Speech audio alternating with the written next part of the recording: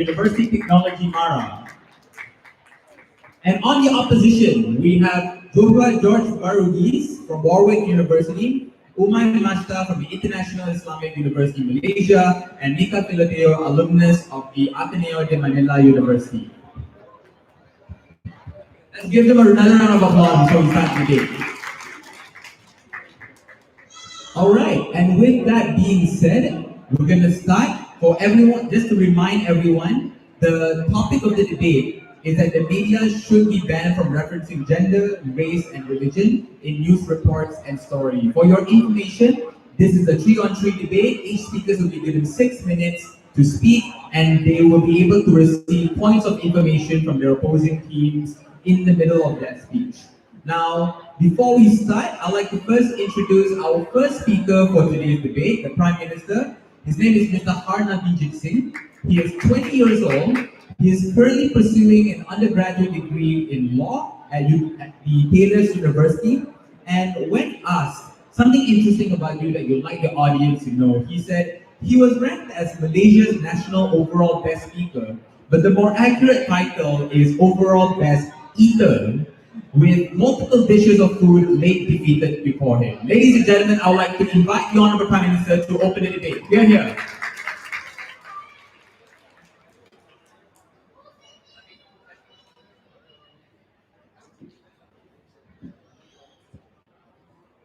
Hello? Hello?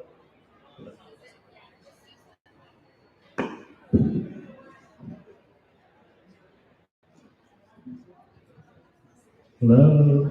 I assume you can hear me. Okay, is everyone ready? Can I start? Yeah?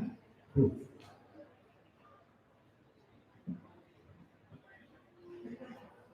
A couple of months back, there was a skirmish at a temple in Petaling Jaya, and a fireman died as a result.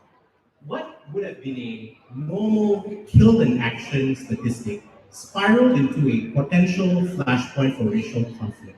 The reason for this is because our reactions to race, religion, and gender are oftentimes bound by our personal biases and are oftentimes also bound by deep-seated distrust that we have for different people of different races. I think that's the reality we need to engage with in this debate. So what do I want? Assuming I was a government and assuming I could legislate, there would be no mention of any descriptors within the media. So what does this mean? Nobody would be able to suggest stuff like gender, their race, religion, etc. I think a model that we would imply is quite similar to the German or the Sweden anti-hate legislation, where when an individual is noted to have committed a certain crime, there is no mention of the gender, there is no mention of the race, rather it's just a 24-year-old individual committed X certain action. Okay, everyone good with that? Cool. So I think the first question that I would like to answer here is, what is the right thing to do? So notice, if a government wants to ban certain things from being said, or certain things from being acquitted, we first have to talk about what the role of the government is. The role of the government is to prevent harm. This is to suggest you must prioritize the safety of your citizens over everything else. So if you notice, in the current stage, Pakatan Harapan wants to legislate and reform the pension fund that we currently have. The pension fund is very good for people that are benefiting of it. But for the next generation of people that are going to pay the debt for it, there is an inconsiderable harm placed on them. So that means just because there is a benefit to something existing, that doesn't mean governments should allow for it to happen. Similarly, when it comes to reporting of race, there are benefits to it. We know how people of different races interact with each other. We know what's happening in our country, but we need to ask ourselves if that is potential cost. Number one, when the media reports with regards to race, there are always certain quarters in our country that benefit of racialized types of conflicts. There are race-based parties that want to use race as a method to regaining power in the federal government. I won't name them, you can draw that distinction for yourself. But secondly, when we do report on race, oftentimes there are already preconceived biases that we already have. Where an Indian person is involved in an automotive accident, we think it's because potentially of alcoholism. There is no truth to the fact, but it is because we have these assumptions that people interact this way. So the point I'm making here is knowing that this can happen, knowing that the mention of race is incredibly sensitive, knowing that people can potentially abuse it, it's negligent for the government at this particular juncture to allow for it to happen. But I think the second question we need to ask is, can we be better? And I'm not talking about the media, I'm talking about everyone here, myself, and the audience. The reality is, we are incredibly irresponsible when it comes to discussions on race. How many of us have been on the Star and have seen just some of the randomest, most racist comments that have no relation to the media, no relation to the news story, but they're there anyways? The answer D4P. I don't know what it means. I don't know why people think it's funny, but it appears. Nobody really calls it out because there is a persistent cost associated with it. You have to deal with the trolls, you have to deal with the racists. Nobody wants to do that. Because we're all self-interested, we just allow for these negative comments to continually fester. So the reality is, Malaysians cannot self-regulate their own discussions on race. Until that juncture, we shouldn't talk about race because it's quite clear that we are just incapable of handling those discussions. Before that, go ahead, question. Wouldn't specific media interest groups that discuss about issues that are not that popular die out in your world? Yeah, I think they will die out. I think it's a very good thing that they die out. Here's why. Firstly, let's talk about the media. Because the media is not just a monolith. There's no one big media company. There's multiple versions of them, and they all have specific interests. So for instance, in the current age where Facebook, Twitter, and Google all exist, there are actually algorithms that pander to specifically what people want to talk about. So for the liberal person that's really woke about race, that understands structural oppression and historical injustice, the type of news you get tends to be one that is positive about race. But let's just acknowledge the majority of the population here in Malaysia. Not everyone is privileged enough to access this highly academic liberal literature. Rather, the way we see race is based on the discussions that we have with people around. So for the boy that is born in a kampong that has no one else to talk to beyond people that are afraid of their race losing power, that's how they conceptualize race. That's the reason as to why on Twitter, immediately after Adib's death, the immediate accusation was not that the fire department was negligent, rather it was that there was a concentrated effort on behalf of Malaysian Indians to kill a fellow Malay brother. The reality is, even when we try to rectify these falsehoods, by the time a story is published, it's too late to rectify it because it has spread. It's been retweeted millions of times, thousands of people have seen it, and the damage is there to be seen. That's why even if you look at Harian Metro when they were at their peak running storylines like Apa Lagi Cina Mau, they were still able to sustain themselves because there was a core group of people that liked that kind of headlines, but also liked that their racist views were being affirmed. So the point I'm trying to make here is this. The type of people that are hurt when it comes to race being reported are oftentimes minorities like yourself. I don't know if you're a minority, I definitely am. That we don't have much to defend ourselves with. So it's not so much about if there are benefits, if we can identify certain race quarters, all of that can happen. But I think you need to ask yourself if these statistics, knowing truths that we already know, are worth it if it comes at the potential cost of individuals being hurt. It's 6:28, my speech is ending now. So before I leave, race is something that's going to stay consistent throughout our lives. Whether or not the media discusses it well, I don't know. But I think the onus is on us to be slightly better about it. So for that reason, we shouldn't talk about race. Thank you.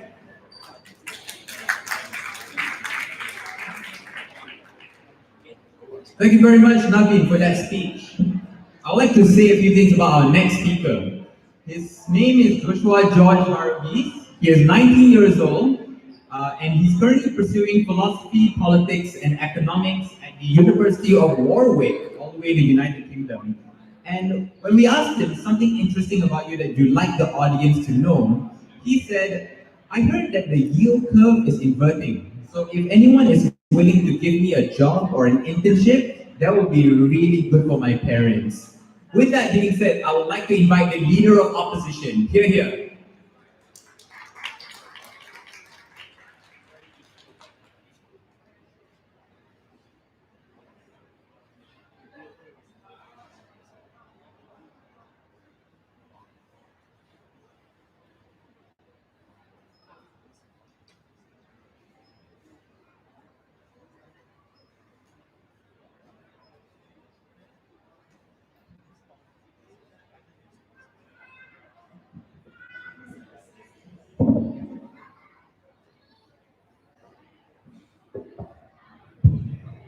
Sorry, I'm shorter than the previous speaker. Oh. I think the government side would like all of you to believe that under their policy, everybody would be seen as a blank canvas. The reality is far more different. The reality is that you have internal biases that are likely to point you in a certain direction that you shouldn't be pointed to just because that is what is constructed in society as well. We haven't removed the base problem here. That is to say that unless we target the specific realities that are constructed in society, we are unlikely to improve the lives of the exact same individuals they wanted to protect on their side of the house. Two arguments in my speech. The first is how we hold the media accountable and why that is really important. And the second is how we, in a system on our side, help break down the prejudices that already exist in society. But before that, one main point against the speaker before me, because what he talked about was the role of the government to protect the most vulnerable. What is the alternative? And this is something you all need to understand, is that the alternative is they only have the Twitter trolls propagating these sort of narratives about race, religion, and gender. On our side, we have the media. Even if you want to say they're less accountable, there's some accountability to hold the narratives to a court. On their side, you lose that, and you let the airwaves be filled by the very same people that say espouse the racist or sexist vitriol that we see in chat rooms today. If now he wants to reduce that, you don't give them more airwaves to do that exact same thing. But more importantly, how do we improve media accountability? And this is the important bit of framing that you need to understand from this speech. That is, the most popular news sources today in this country have much more ambiguous stances on issues. It's not like the radical differences between like Fox News and like BBC Spectrum. I think it's far harder to see where the Malaysian news sources stand on a specific issue. What is more likely is they take strategic stances. So sometimes there will be like racist articles that come from their side. But I think it's more likely when death happens, you're likely to say there's some race involved, but you're not unsure of what their stance is. How does this radically change from their side of the house? Two things. The first is that when you have a blank canvas, it's much more easier for you to fill in, for example, details that you will likely sway people subconsciously for you to have predisposed biases against those people. Why? Because now you're unlikely to show images of people. You're unlikely, for example, to have these sources that means that you can effectively mitigate against people trying to be racist. Why is it better on our side of the house? Because on our side of the house, we have the ability for you to actually vet what is going on because the discussion of race is plain and bare. If someone is being racist, you know specifically whether they're being racist. There they hide behind some veiled curtain of attempt to try to hide behind their racism. What is the impact of this? Subconsciously, society is more likely to be involved and more likely to be exposed to media sources that specifically they have an incentive to sway people more to the right and left. What we see in other developed countries, we lose that ability for us to be critical thinkers and be the same positive news sources, the same positive news sources we have today. Before moving on, sure. So you're correct. There are trolls in the world of government that still exist. The difference is in your world, they have actual news stories to back up their beliefs and to justify it to people. Why is that better? So, understand how these news stories are constructed isn't as radical as you like to talk about. The vast amount of news stories that involve race probably involve some sort of encounter or some sort of altercation between two groups of people. On our side of the house, when you actively publicize or publish about that story and race is involved, it's easy for you to say, oh, this specific news source is racist, whereas on that side it's harder to see. We tell you the impact of this isn't in the short term, but it's in the long term when you are subconsciously infused by the same hidden messages that they would like to propagate on their side of the house. But more importantly, even if you don't believe anything I just said for the last 4 minutes, what is the second important piece of argumentation that I hung up is about how we combat and correct prejudices. Because the reality of the situation is that we are still in a society that not only has biases, but only has structural barriers that face certain groups of people.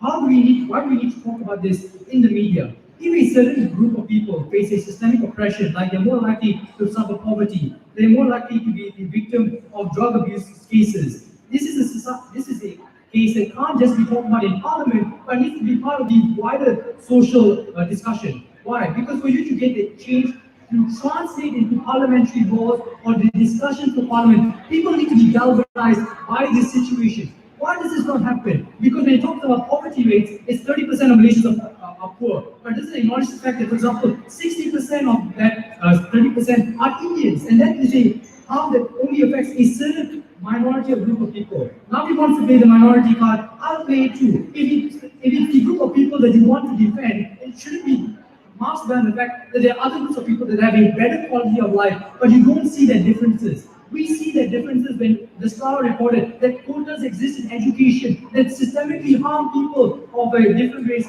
that are not Malay, for example. This is how we combat this. And you have that general discussion in the public gets involved. What are the discussions that are unlikely going to be reported on? Things that also affect women about sexual harassment, about cases of rape, because these are specific things that involve the power dynamics between gender as well. What is the impact of this? Do you dilute any progressive change or forward traction for the people that you're supposed to be fighting for? Why is this harmful? We tell you three things. The first is that the lack of discussion means that society's general perception of the issue is an issue that is solved and something that we shouldn't fight further. Second, we tell you that for specific groups of people, they are more likely than not going to be continuously berated by the media. Under my first argument, where the media is less likely to have empathy for them because race is no longer consideration in the calculus of these media houses. And the third thing which you say is that the media has no incentive to, for example, care about these individual stakeholders in things like producing these sort of reports, like on quotas in education and healthcare. These are long-term impacts. It's not just the murder cases that the previous speaker before me wanted to talk about. It impacts every day of our lives when we want to have general discussions about things that really are intertwined in the fabric of our country. It's seen in America and it's seen in Malaysia as well. Race and religion and gender are issues that are being infused from the day our country was formed. For you to just sideline that and ignore that isn't the reality means that people that are subjugated by that reality never get a course of action to speak out and improve the quality of their lives. For every bad media reporter, you have one that's trying to fight for a cause that they believe in. Let's give them that voice and let's not silence the people that are going to help our country grow at large.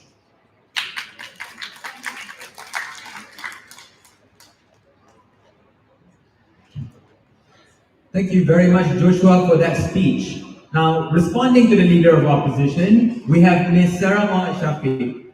She's 19 years old, currently pursuing her A levels at the German-Malaysian Institute. And when we asked something interesting about her that she'd like to share, she said, growing up, I wanted to be a rock star, but that's pretty impossible. Then I discovered math and physics, which actually happens to be just as fun. I have now come to terms that I'll be happy even if I'm not a rock star. Ladies and gentlemen, I would like to invite the Deputy Prime Minister. Here.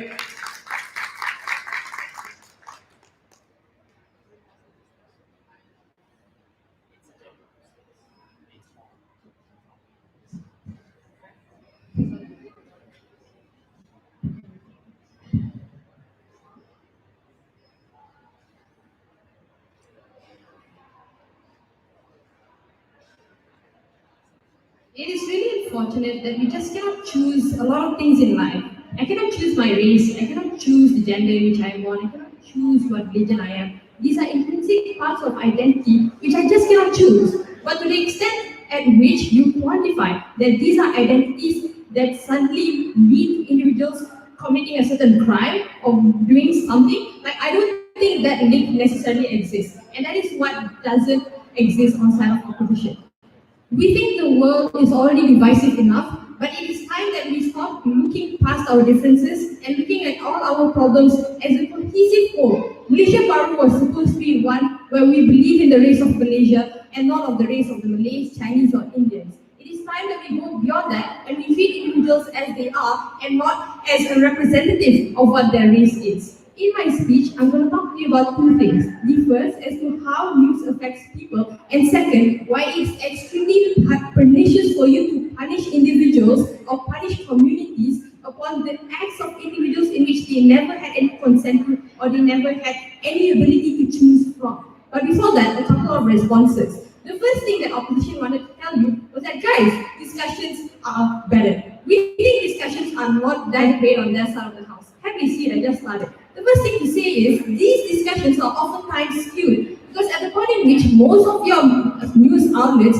are paid by a lot of rich people, they're less likely going to want to know of what the things that they did are wrong. That's why a lot of times the news that you see will tend towards the majority and not necessarily talk about what the minorities' problems are. Therefore, what's the comparative that we provide? We take a world in which we do not talk about the majority, but we talk about specific problems without even telling individuals that this is a minority's problem, but this is our problem, masks the fact that there exist divisive natures within our world, but exist to form a more cohesive and a more wholesome news and more wholesome report. Have you seen?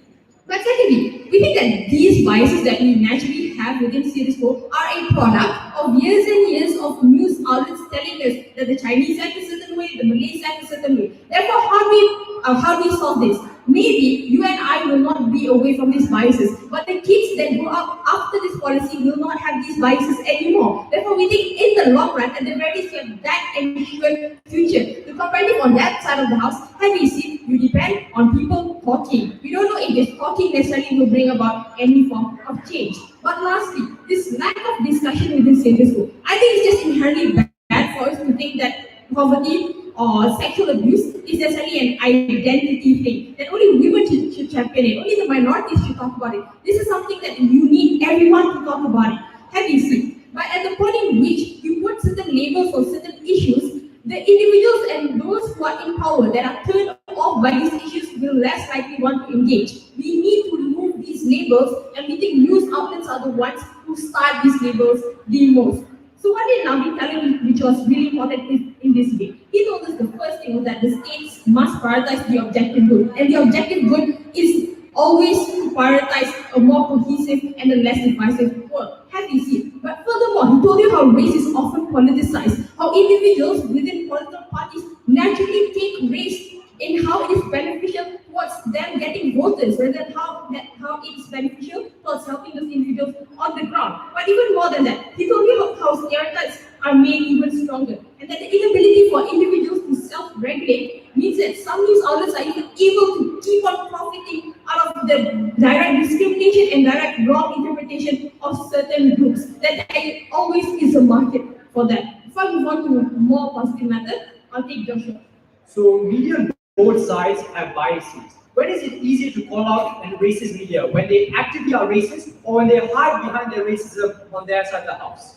So literally, there's no hiding behind anything because we aren't even talking about race. We don't think there is a natural correlation between a certain race and the act of crime that they make. So explain it more now. What is the principle that we believe in? Firstly, there is literally no correlation between your identity and the things that you do. You cannot tell me that this Muslim individual committed an act of treason because he was Muslim. There is literally no correlation and no link towards that. The way in which you specify this identity means that other individuals who are Muslim, they were never able to make a consensus on what the Muslim identity was. But what happens now is individuals will now stereotype Muslims as being terrorists, will now stereotype like Indians or Chinese as being less good or less of a good place as other races.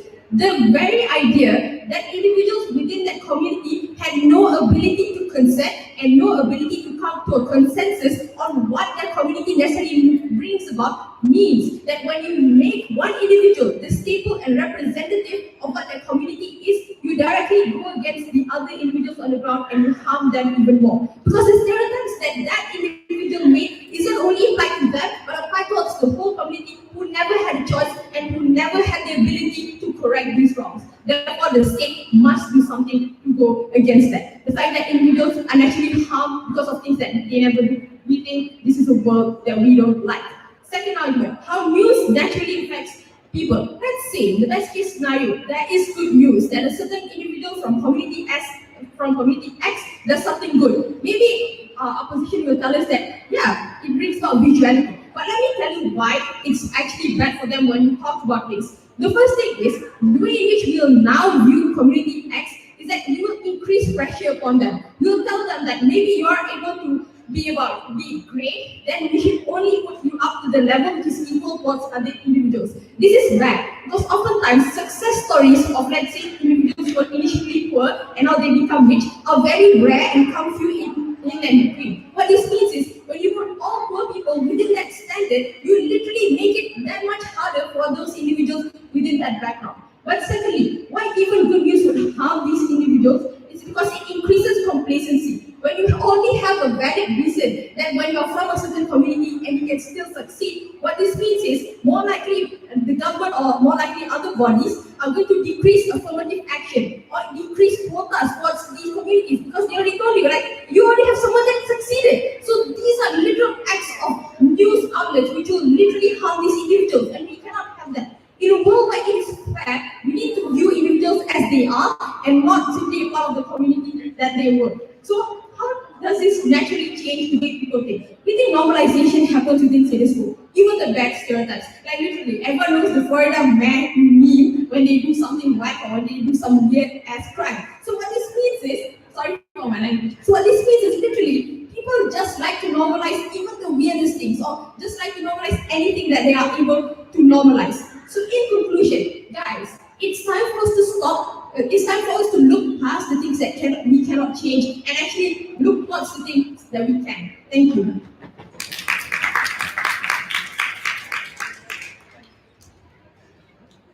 Thank you very much, Sarah, for that speech.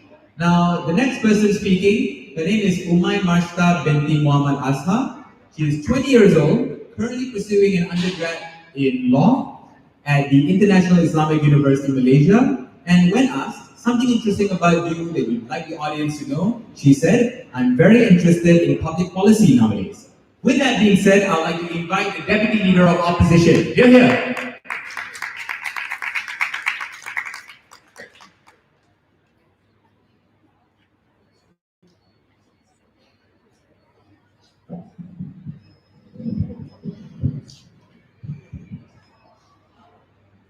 Testing.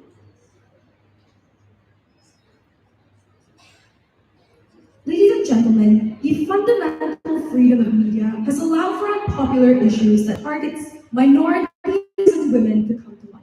Social progression has moved in a linear direction with the presence of media, and the absence of it, I don't think that these issues would necessarily be spoken about.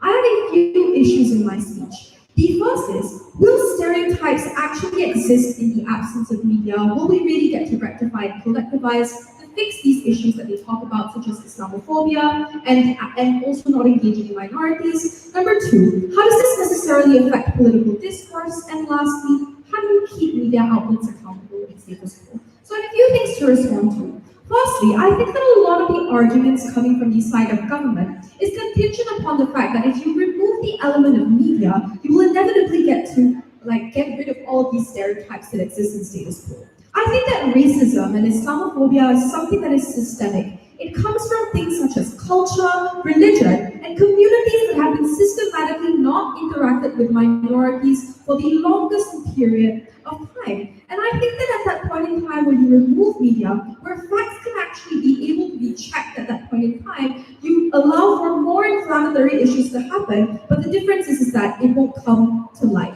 Also, another thing that was mentioned by the previous speaker was that you would inevitably be able to have these media outlets be able to become to be able to target specific minorities, and it's harmful.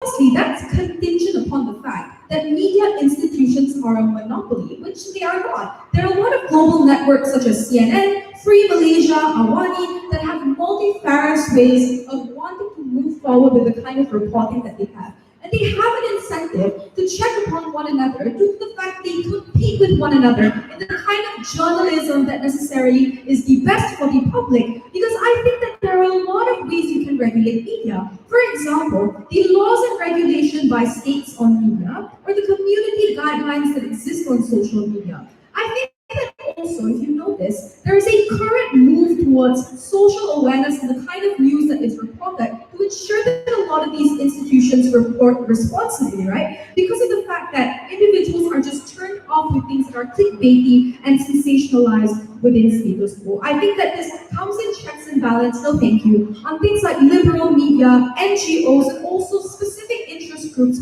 who want to fight for these particular movements, right? Another thing that came from the previous speaker is that there are a lot of things such as complacency within a lot of minorities at the point in time where there are existing media institutions. Firstly, I think that in our world, we would be able to target specific demographics that require help, such as reporting on the poor, reporting on sexual harassment on women, reporting on the domestic abuse. Notice that in Malaysia, we have 4,293 women who are sexually harassed and domestically abused from January until December. And all of those things would be able to be coming to light at that point in time where there is a discussion revolving it. So I think that complacency happens in Norway. So how does this inevitably help political discourse? Entering my second issue. I think that at that point in time where you have media that targets or discusses about race, religion, etc., you have facts to disprove the wrong issues that are currently discussed within status quo. I think if you realize, a lot of the issues of minorities are usually not discussed because these are distant issues from society. A lot of people cannot relate to this. For example, when we're talking about indigenous communities who are rallying against the corporations who are taking their land, it is more likely to be perceived as, from an average reasonable person, this is just taking away your property, it's for development. But for these very individuals, they deserve a loud voice on media, and they wouldn't necessarily be able to get that. I'll take you at one.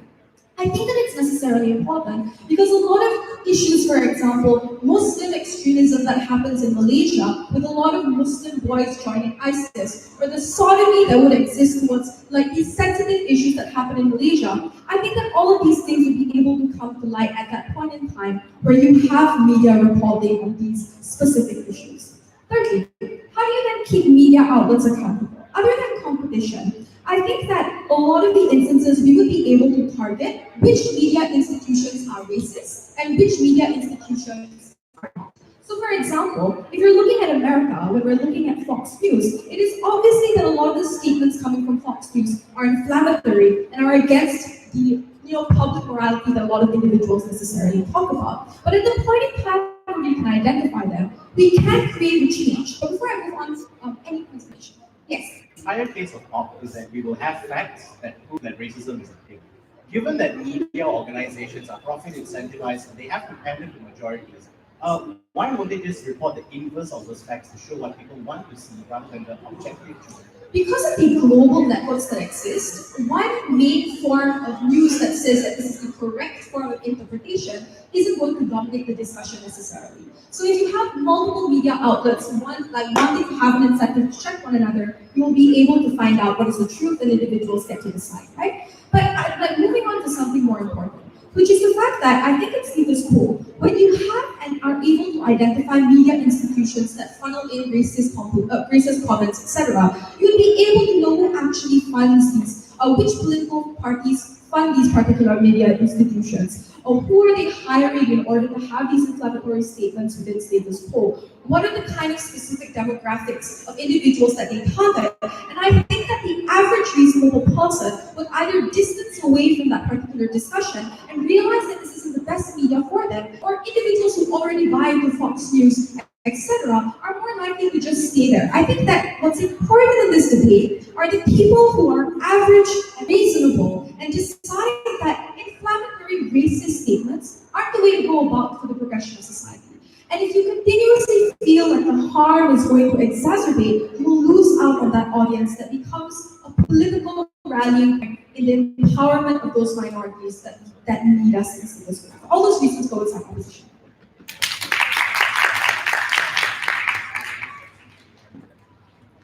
Thank you very much, Umay, for their speech. And continuing on, we have the government whip, and that person is Mr. Tariq Makta.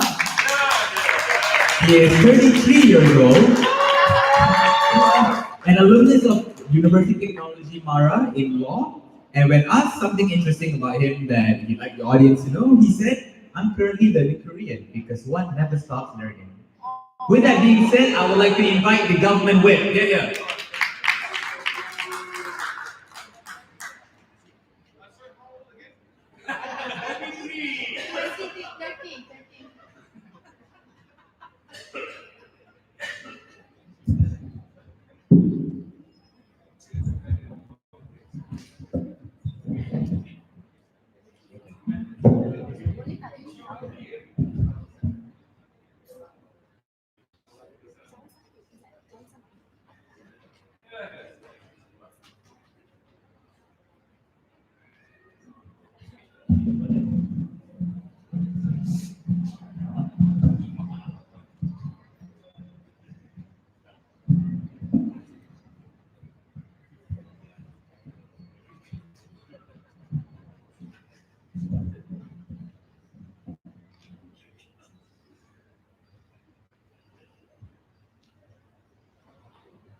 Ladies and gentlemen, the side of opposition here are the kind of have a very elitist way of looking at things. We're very simple people here from side government who speak to the common people. We're not going to talk about active discourse around the liberalization. I'll talk very simply, right? I'll cover three main groups that this debate deals with. One, the media. Two, government and policy discussions. Three, society. But before I move on to the discussion of those three groups, let's just talk about something that's very clear about how debating works. Do we have to, in order for us to win this debate, do we have to show that our policy would eliminate Islamophobia and prejudices? No, we don't. No policy is perfect. But we think that we should enact this policy if we can reduce those biases or at least not exacerbate existing prejudices. The problem with opposition is that they acknowledge that these prejudices exist, but at no point do they tell us how the media will be able to handle it or show that there is the worst case they will be able to limit the kind of harms that the kind of media pandering to the prejudices will necessarily cause. So that means that let's move on to the first one, and I think that leads to the first issue I want to talk about, which is the media. We think that when it comes to news reporting, as much as you want to be objective, there is always a bias in what you report in terms of what facts you include and what facts you exclude, right? And when you talk about things like race, religion, and gender, opposition wants you to believe that after you read an article where these identifiers are put forward, people can have then a rational discussion of those issues. As my first speaker, Naveen, pointed out, when you talk about the issues like the Temple riot, people did not have a rational discussion of what happened. There's a reason for that, because race, religion, and gender are very intrinsic to our identity. And when people have discussions or critique it, criticize it, people feel attacked. And therefore, they're less likely to want to listen rationally or to have some kind of moderate discussion with you on those very issues. Right? So I think that, I'll talk about that later in terms of policy discussions. But I think the first thing we have to identify is opposition cannot get away with this idea that media reporting, including those identifiers, will lead to a good discussion. The second problem that the media has is the real question that we ask here. Can the media self-regulate? And that's why the question coming from Prime Minister was very important here. When you talk about trends today, when there's decreasing number of people who read or click on media, the media today have a very great tendency towards pandering to the average person. We agree that people have these prejudices and biases, and the media knows that too. So the best way for them to get the clicks that you want is to have headlines that tackle those very issues that would exacerbate those same things. Because that's what gets people angry, that's what gets people to comment on those pages, that's what gets the clicks that they very much want. And we think that the kind of pandering that they would have is very detrimental to the kind of society that we want at the end of the day. What did the speaker before me tell you? She said, well, this affects specific issue reporting. We don't think so. Like an example I'll put forward is that when you talk about reporting of sexual assault, what you see is that there's a huge reporting of sexual assault on females, but a huge underreporting of sexual assault on males.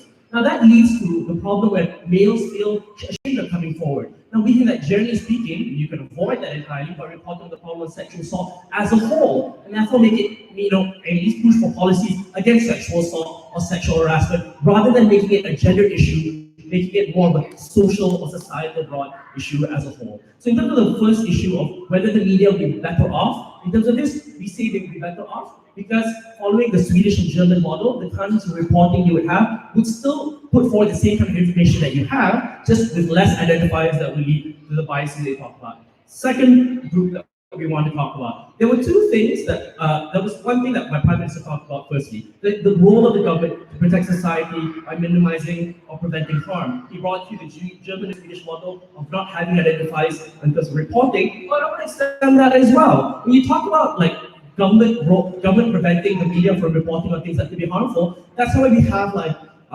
media blackouts or reporting on things like state secrets, because we acknowledge that there is such a thing as too much information or information that can be damaging to the public to be able to digest as a whole. So if you agree that the government can limit the media's ability to report something when it's damaging to society, then you must follow through this policy. The second issue that we have is, if there is indeed a policy that is related to those groups that you talk about, gender, religion, or race, we think that those discussions are best done behind closed doors among experts who are able to soberly discuss these issues. The problem there is, when you have these media reporting on these issues, you have social media wars, you have arguments all the time, and there's no way for you to have a good public conversation on that very issue. In fact, what you're more likely to have is public pressure of a very fickle kind, of a very emotional kind of government to pass certain laws or enact policies that target a particular group and maybe rushed as a whole. Yes.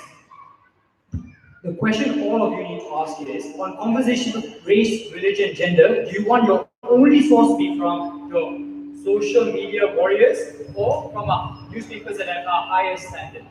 I don't know about you, but I don't always trust our media organizations. And I think the way that we live today is when we start trusting the media when they seem to have a very inordinate, very high trust in media. We don't think that's necessarily true. In fact, we think what's more likely is, if you don't report on these details, people are more likely to want to find out those details on their own, which I think is better for the kind of skepticism that you have towards these media organizations, rather than accepting whatever they report to be the absolute truth. So secondly, we've shown you why the government can better pass policies when you have discussions behind closed doors. The same kind of discussions that you want to have, right? Lastly, is this idea of society, of the prejudices and biases. We not only talked about the worst labels, right? This is something that my second speaker talked about, that the speaker before me didn't want to talk about, right? She also showed you the problem of having positive labels, the kind of stereotypes that pressure people to conform to those kind of ideals, and then make it so it's hard for them to break out. We think there is such a thing that even positive stereotypes can be harmful. What we would rather have is to have issues and individuals judged on their merits and not on the identifiers that you place upon them. That only happens, that kind of discussion only happens in society when you don't allow the media to perpetuate or at least exacerbate, to make those discussions even worse. As the speaker before me also said, there is no correlation between identifiers and behaviors. When you talk about like Muslim identities or even this idea of what a Muslim identity really is. When the first speaker of opposition talked about the poverty rate and how like 30% of the people who are living below the poverty line are Indian, we think that's a problem with society as a whole in terms of dealing with poverty, and we shouldn't make poverty a racialized issue. The problem in Malaysia is that we often try to segment issues into the identifiers you're part of, whether you're male, whether you're Muslim, whether you're Malay. And we think we have to start acknowledging that the problems we face today are a society-wide issue. And for those reasons, we're really proud to propose.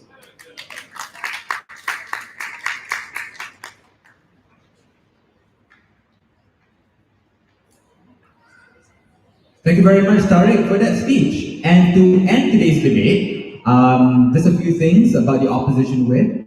Her name is Nika Feloteo. She's 21 years old. She just graduated with a bachelor's degree in management and major in legal management from the Ateneo de Manila University. And when asked something interesting about herself that she'd like to share, she said she's a lover of cute animal stickers, caramel macchiatos, and Jollibee. With that being said, to end the debate, I invite the opposition whip. Here.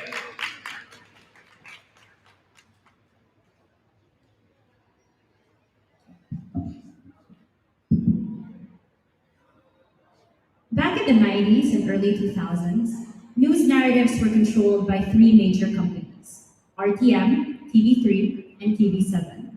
Lo and behold, these companies were either government-owned or government-leaning. There were huge issues of bias against particular races, huge issues of not reporting on government issues. But today, we see many different news companies. We see Malaysia TV, Astro Awani, The Star, and many other international sources of news media. What all of this shows is, it's true, the world today isn't perfect. We have a lot to learn, we have a lot to improve, but we are constantly moving forward. The first question we have to ask is, are we truly doomed? Are we too racist, too stubborn, too bigoted to have any conversation about race, religion, or gender at all? And what I'll tell you right now is the global trends point to the exact opposite. There are 4 reasons why we are ready to have these conversations. First, the fact that globalization is happening means that we are constantly tearing down borders and we are engaging and understanding with people who used to be millions and miles away from us. The second thing is, related to globalization, there are huge rates of intermarriage, which means most households today are actually of mixed origin and are of mixed religions, mixed races, mixed ethnicities, and we are constantly understanding people very far from us. Third, the digital revolution that has allowed us increased accessibility of education and allowed us to learn about things where we previously didn't have access to them because they were just too expensive for us to reach. And fourth, the burgeoning middle class that's allowed even the poor to get access to education. The government today has more money for welfare and education than it did 20, 30, 50 years ago, ladies and gentlemen. Which just goes to show the world is improving, we are learning more, and we can talk about these things. We think the problem on their side of the house is they have a very negative view of the world. But if you look at global trends and even trends in Malaysia, there are many things that have improved. Globally, you see gay marriage being legalized in all 50 states of the US. You see it being legalized in Taiwan. In Malaysia, you see many more progressive politicians questioning the Bumiputra laws, which just goes to show that things are improving, ladies and gentlemen, and we are ready to have these conversations. Now, what is the difference between our side and their side? We think the push for greater liberalization and greater accessibility of information happen because the media is able to talk about these things and inform people that, there is a problem with our current welfare laws and it's only benefiting a particular race. Or there is a problem with sexual harassment and it's deeply, deeply harming our gender minorities. We think if you don't allow these conversations to be accessible, if you don't allow them to be on media, then we are never able to continue this constant push towards liberalization. My first speaker explained the exclusive benefits of media. He said that media is one, accessible in the way that you can access it even without paying money. But second, it's accessible in a way that you don't have to have a PhD or a master's to be able to understand what it says. You can watch a video and you don't even have to speak English to know that it's a problem. But on their side, there is no way to be able to combat any of these biases. Second question, are all media houses truly evil? The first thing I want to point out is exactly what the forum earlier said, which is many journalists go into journalism knowing that you're not going to get a lot of money out of it. A lot of people go into it as a vocation. And it's really strange to us that in a debate or in a forum about media, they seem to accuse the media of being all bad guys, ladies and gentlemen, which is totally wrong. We think the media is full of honest, good faith people that try very hard to release a lot of information to the public, when previously a lot of these information weren't accessible. First, we want to say that there's a lot of prohibitions that regulate instances where people are irresponsible. You have very strong libel and slander laws that actually destroy reputations that a lot of journalists are terrified of. Therefore, they're not going to release fake information. Second, you also have very strong fake news laws that are now being extended to the online sphere, which means even if you post a status or a tweet online, you can be very well held accessible for anything you post and stuff like that. The second thing I want to point out is, they say, well, social media is a better source. No, we don't think so. As pointed out in the POI by my teammate, it's significantly worse because social media doesn't have the same regulations that journalists do have. Journalists, literally, this is their livelihood. Everything is on the line if they post anything fake. But for somebody as just like a passive observer online, they don't have the same fears. So we think it's significantly better for people to get information on race, gender, religion from trusted and regulated sources versus unregulated sources online. But the last and most important question, how then do we help minorities? And I'm going to talk about this in 2 ways. First, negative news, and second, positive news. Sure. If it is true that everyone is as liberal as you say, why do we still need all these labels? Why can't we just help everyone as liberal as we are? Because you need the stories to come out. People need to know that sexual harassment for gender minorities, that poverty is a race issue, that there is a huge terrorism issue that is linked to religion. And if people don't know that it's related to all of these things, then we're never going to be able to create proper solutions to fix these problems. First, the reason why we need to know about the labels is because it allows us to learn targeted solutions. For example, if there's an issue of land grabbing about indigenous communities and the government proposes just moving them away, that's a terrible solution because people wouldn't have known that the important issue there was actually about ancestral domain. People wouldn't have known to protect the land instead of to relocate them. There are specific nuances to very, very key and important issues that we will never be able to solve if we don't look at the racial, religious, ethnic links with these issues. But the second, about challenging stereotypes, is related to positive perceptions. Imagine a patriarchal world where nobody celebrates the achievements of women. Nobody knows that transgender individuals are actually harmed.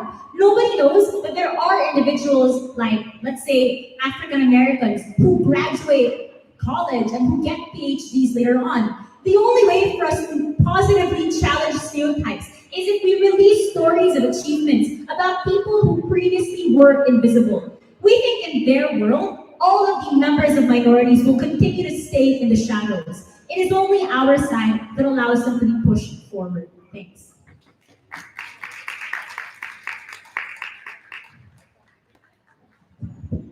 All right, thank you very much to all those speakers for a fantastic debate. Everyone, let's give them another round of applause. All right, considering that this weekend is all about conversations, I'd like to invite the 6 speakers to just stay put at their seats. And I would like to ask the audience for questions, things that they would like to inquire about, arguments, rebuttals, or whatever that was discussed just now with all the debaters at the front. So let's start. Is there anyone in the audience who would like to ask a question? Yes, first question. My question is directed to side government in this debate, particularly to, anyone can answer. So, for specific issues that side opposition has brought up in the debate, like sexual harassment, do you think the issue can be addressed as effectively if the gender element or the gender analysis is not brought forward, like what was suggested in Relevant Whip? Thank you. Government? So I think, so as I spoke about earlier, I think that you can have these discussions, but I think if you talk about the policy level for governments, I think like governments have access to that data without needing the media to report on them. So in terms of what your question means is, I think we can have solutions to deal with it without the media having to report all those identifiers. So you can deal with sexual harassment as a whole. The government would have probably a better idea of what would probably be able to have discussions with experts on how to better deal with it without having to have the public involved. Right, thank you very much, Tariq. So, next question. Does anyone have a question they'd like to ask? Yes, sir.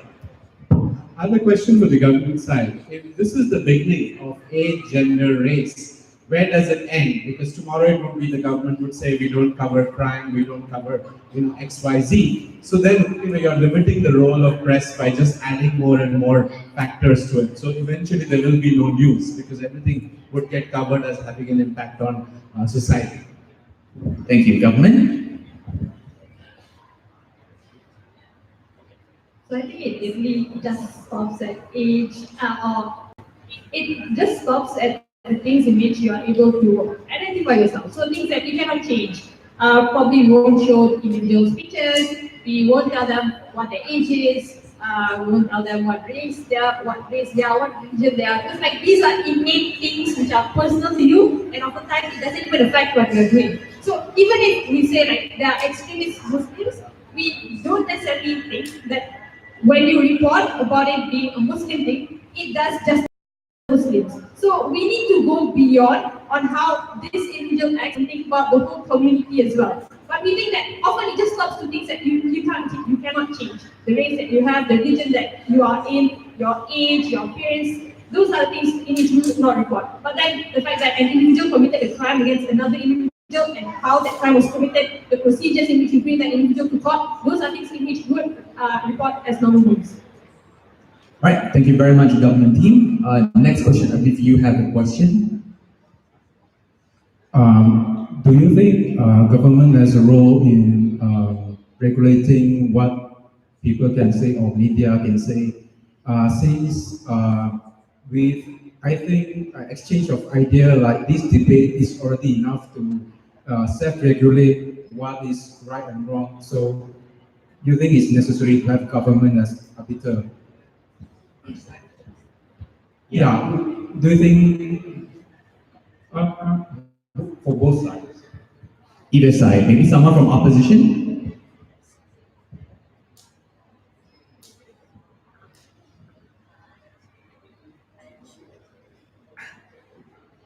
From the opposition side, we think that the government shouldn't necessarily intervene with things like free media, because I feel like when it comes to governments that are obviously linked with political parties, etc., sometimes they have their own interests in what they want to pursue. If they're given an ability to regulate, for example, with things like the Anti-Fake News Act, if it comes to a political issue, there might be an ability for governments to, for example, not discuss those political issues or deem them as sensitive, and then clamp down on media institutions that want to report on those kind of things. So if they're given, if the media institutions are given freedom, I think at that point in time, we'll be able to have better dissemination of news. People should be able to decide for themselves what they want to believe in contrast to a government that feeds you information on what you should believe in. Thank you, government. So I think that, as Naveen said, right, sometimes when you report something and it can set off a chain of events that are quite uncontrollable.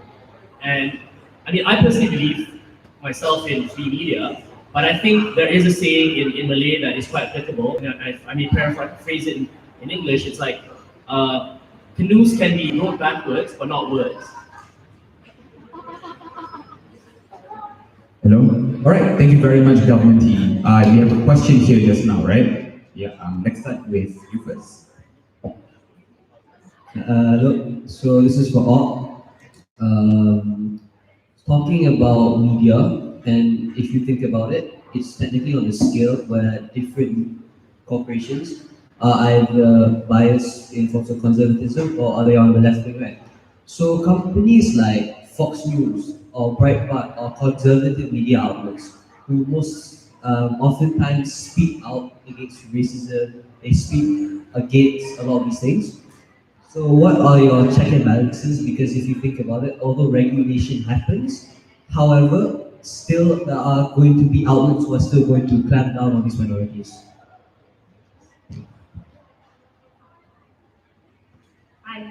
Okay, so I think when it comes to large and conservative media houses, the problem with them isn't just the news they give out, right? The problem is also who they fund, who they're associated with, and all of these issues that are, behind public doors.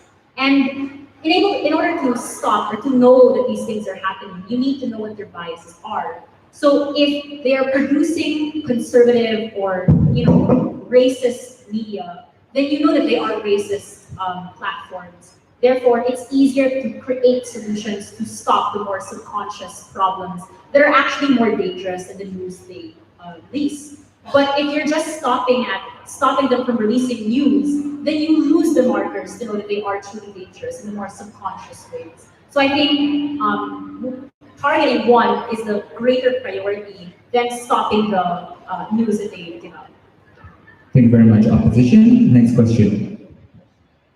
To opposition yet again. So the opposition stated earlier, right, there is correlation between gender, religion, and race. But aren't all the contentions given from opposition is just showing positive discrimination? How about negative discrimination? Opposition?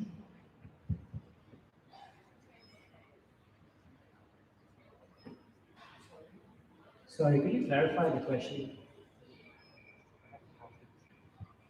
So in discrimination, we have two forms, positive discrimination and negative discrimination. But all the conditions that you stated earlier in your side it's actually promoting positive discrimination. So there are also negative effects. So how would you like to say and respond towards that?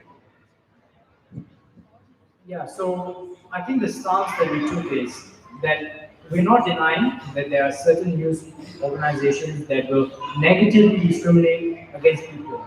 But there are two responses that we gave out. The first is that once you know that someone is negatively discriminating and very racist, it's very easy to call out in our world in comparison to their world, where it's a bit harder and a bit more shady to do so. Because I think both like you can't say the incentives of individuals suddenly change. Individuals are still wanting to see those kind of news stories that like excite you or aggravate you. But on their side, also you have to do it in a way that's kind of sneaky. You have to like kind of hide it to get around this law. On our side, we're very plain and obvious that this is the reality. And if, for example, Fox News does it, you know, and Fox News is racist, so that's okay to subscribe to it. Does that make sense? All right, thank you very much, opposition. I think you have time for one last question by this gentleman here. All right, thank you very much. So I've got one question, which is in two versions for either side. So for the government, how do you ensure that if you're going to report and you're going to push for media to report everything, a gender, a religion, a racial, a ethnic, whatever, to ensure that they do that without a biased, patriarchal, cis, hetero, majority race lens? Because as we know in the forum just now, that the current media ecosystem is very male-oriented, that lacks diversity. So how are you going to ensure that happens in terms of the policies that if you could make changes to? And for the opposition, how do you ensure that stories are told and are not sensationalized with currently how media is only pandering to, it is pandering to stories to get advertising opportunities, and it's working with an algorithm that only allows you to read what you perhaps scroll on Pornhub. So that's my question to both sides. I think we can start with the first question of the government team. Okay, maybe opposition can go first with your question. Right. So I think that there are three ways to prevent that.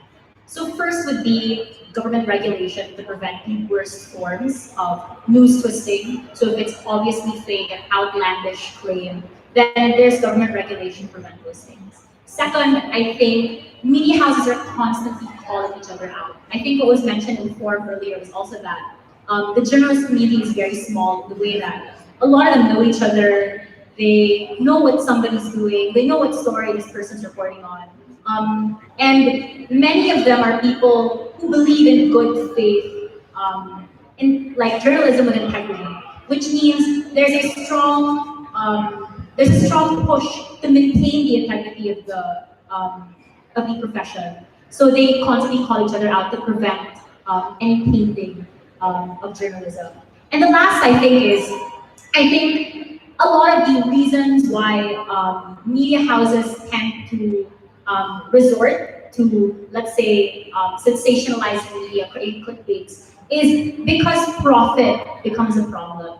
But I think that, especially for the digital media houses, they've been innovating ways to try to generate profit, and innovating ways also to reduce costs in certain areas so they don't have to spend so much and resort to clickbaiting, all those shenanigans. So one way is to try more word of mouth advertising versus like more paid affiliate advertising previously. Or a lot of it now is instead of like print media, a lot of them has shifted to digital media, so the costs in like printing or factories are significantly less. And those contribute again to less profit motivation and less of a hunger to getting more money. Thank you very much, Mika. Government team, your question. So, if I'm not mistaken, I think the question is how do we ensure that we are objective without bias? Hello. Is that okay? Yeah, so if I'm not mistaken, it's about how we can ensure that we are objective and transparent. I don't think we can assert that we will be completely objective. Obviously, I think in both worlds, there will be sexist men occupying newsrooms, and that's very unfortunate. But I think we need to ask ourselves about the outcome of where these men are less damaging. Because I think in a world where you report on race and and gender specifically, there is a sexist man writing about rape and stories specifically related to rape. Actually, just this morning, the New York Times, one of the biggest publishers, the most supposed liberal, wrote a ghastly piece about one of Brett Kavanaugh's survivors, something about it was just a fun bit of information and a fun little event. So I recognize we can have the discussions and recognize specific bits of sexual assault in our opposition. But if you look at it in reality, these men exist in our world too. The difference is we don't give them the capacity to talk on an issue they don't know anything about first. I think that's why it's different. All right, thank you very much, and that concludes the Q&A session with the debaters. So first of all, another round of applause for great debate, great engagement. It's a good conversation to have this weekend. And before we present the token of appreciation, and before I have them sit down with the audience members, I just want to re-engage with the audience on now what they think the opinion should be about this topic. So I just want to roughly gauge. So who here thinks that media practitioners should reference gender, religion, and any other identities when they're reporting? Raise your hands. Hiya. All right. Okay, who thinks that they shouldn't reference? Like, no identity markers whatsoever? Well, it seems to be about the same, maybe leaning slightly towards referencing. Either way, thank you so much. Good job to the debaters as well. I'd like to invite the debaters to please sit down with the audience before we present tokens of appreciations.